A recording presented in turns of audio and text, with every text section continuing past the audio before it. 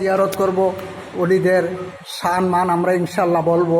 আল্লাহর অলিদের উসিলায় আমরা এই দেশে ইসলাম পেয়েছি। আমি কখনো বলি, সব সময় বলি যে আমরা আল্লাহর অলিদের উসিলায় ইসলাম পেয়েছি। আল্লাহর অলিদেরকে ভালোবাসবো, আল্লাহর অলিদেরকে আমরা মোহাব্বত করব, আল্লাহর অলিদেরকে আমরা তাজিম করব। যারা আল্লাহর অলি, আল্লাহ বলেছেন আলা ইন্না উলিয়া আল্লাহ লা খাউফুন আলাইহিম ওয়া লা হুম ইয়াহজানুন, অলিদের কোনো ভয় নাই।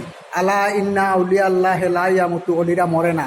এবং কি তাদের ব্যাপারে আল্লাহ বলেছেন যারা অলিদের সাথে বিরোধিতা করে, অলিদের সাথে মুনাফিকি করে, তাদেরকে আল্লাহ বলেছেন তাদের সাথে আল্লাহ যুদ্ধর ঘোষণা করে।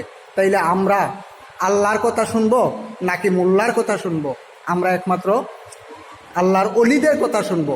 তো আল্লাহর অলিদের মোহাব্বত, আল্লাহর অলিদের প্রেম, আল্লাহর অলিদের অক্লান্ত পরিশ্রমের উসিলায় এই দেশে ইসলাম এসেছে।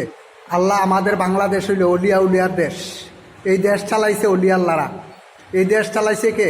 অলিয়া আল্লাহরা। তাহলে অলিয়া উলিয়ারা যদি এই দেশ চালায় থাকে, আজকে কারা যে এই দেশে অলিয়া উলিয়াদের মাজার থাকতে পারবে না, অলিয়া উলিয়াদেরকে মহাব্বত করা যাবে না, অলিদের মাজারে গেলে আমরা মাজার পূজা করি, নাউজুবিল্লাহ, আমরা অলিদের মাজার জিয়ারত করি।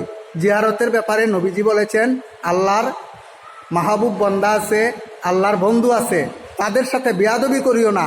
তাদের সাথে বেয়াদবি করলে আল্লাহ সহ্য করবে না, আল্লাহ পাক তাদের সাথে যুদ্ধর ঘোষণা করবে।